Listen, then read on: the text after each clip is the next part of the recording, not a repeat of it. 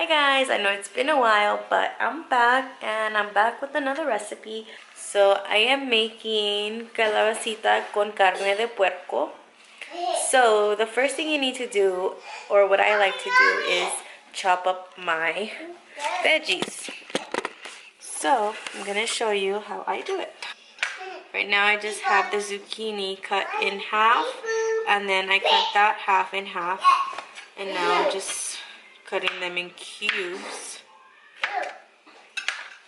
It can be bigger if you want them bigger, or this size is fine as well. So this is what they look like. Okay, so the next thing I'm going to do is chop up my corn. I do have 3 of them. You can use as many as you want. And let's see. There's really no easy way to do this other than just getting in there. Okay, so this is what the corn looks like once you have chopped it all up. The next thing I'll be doing is chopping an onion.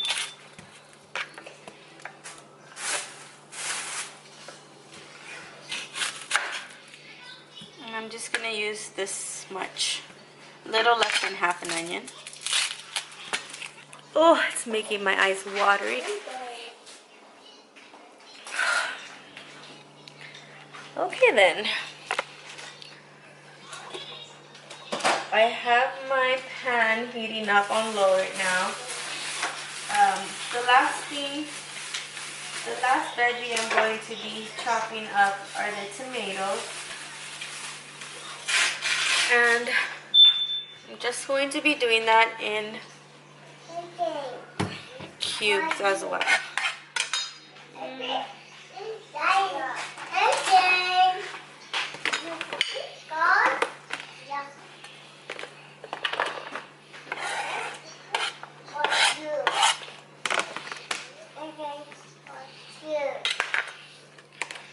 Okay, so this is what your onion should look like once you have chopped it all up.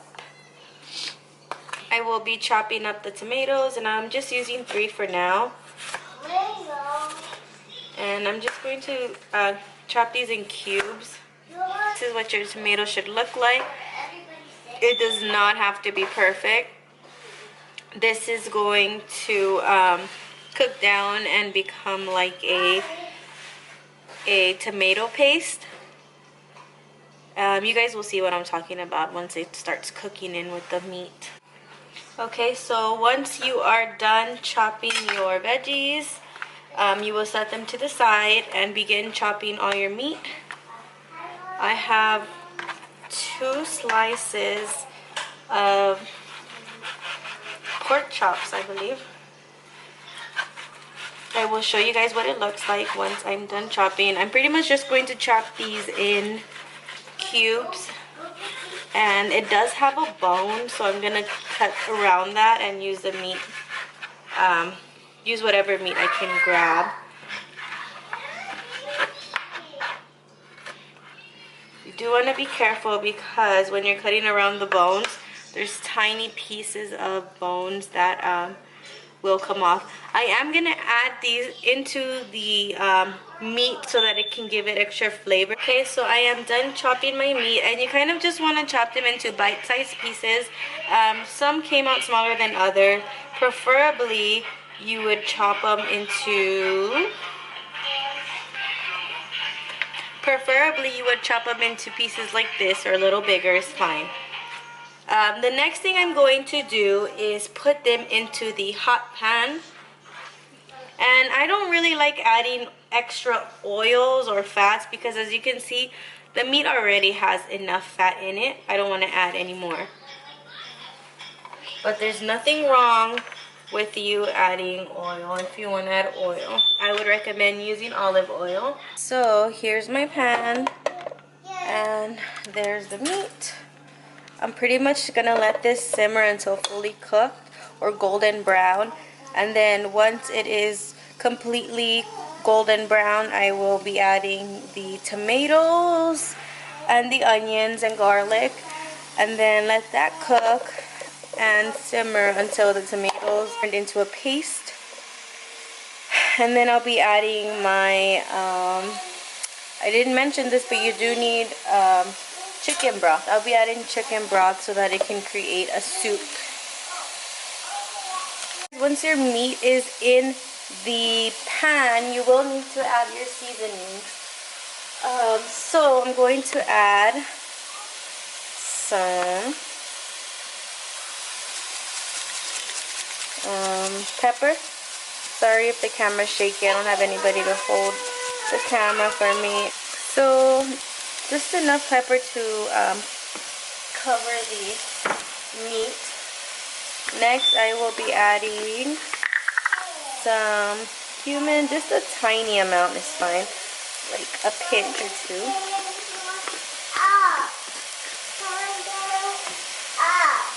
Yeah. Okay, and then I have some kosher salt. Don't add too much. That should be enough for now. And some garlic powder.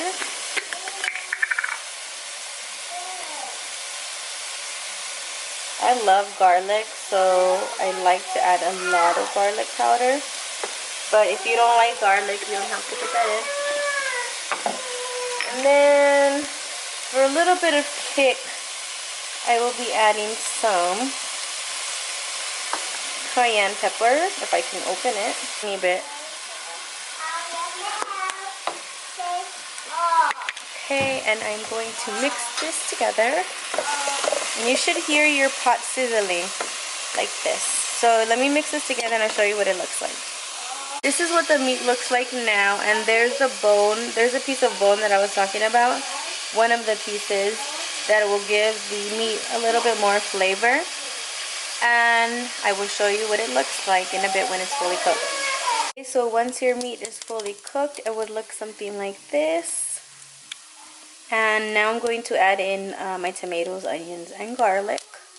I've mixed in the tomatoes in with the meat, and now I'm just going to cover it. So this is what your meat should be looking like. The tomato has thickened, and you can see it has become a little bit of a paste down there. So I will be adding some chicken broth. Probably about 2 cups, enough to cover the entire meat so that the meat can soften. And this is how much I ended up using, so not sure how many cups this is, probably 2 or 3, 32 ounces. So yeah. And then once this starts boiling, I will be adding in my corn. As you can see, my meat is now boiling, and I will be adding my corn along with my zucchini. And I will let this cook for another 10 minutes. I don't want the zucchini to overcook. It's finally ready, and this is what it should look like. This is what it should look like. Soupy. I'm gonna plate it for you guys. You can substitute the pork with chicken if you'd like. Otherwise, you just, you know, this is the way you make calabaza con puerco. I have my rice, and I'm just gonna grab some of the pork and the juice.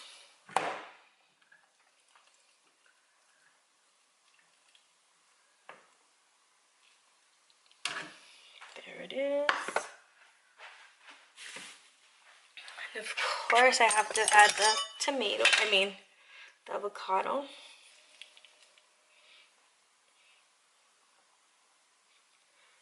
And there it is.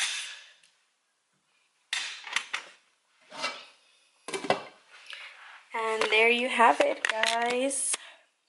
Doesn't that look delicious? I'm about to dig in. You gotta grab a little bit of everything.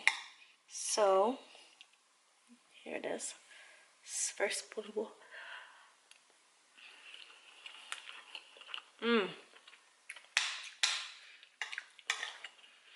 That is so good. The pork is really tender. Hot.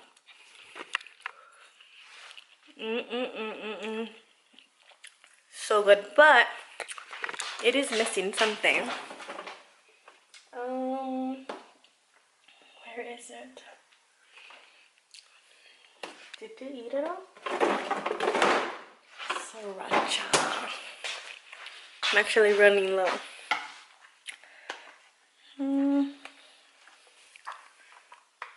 Okay. I eat everything with sriracha, you guys. I don't know if you guys noticed, but I eat everything with sriracha and lemon. Third bite. Better living. Is it better this way?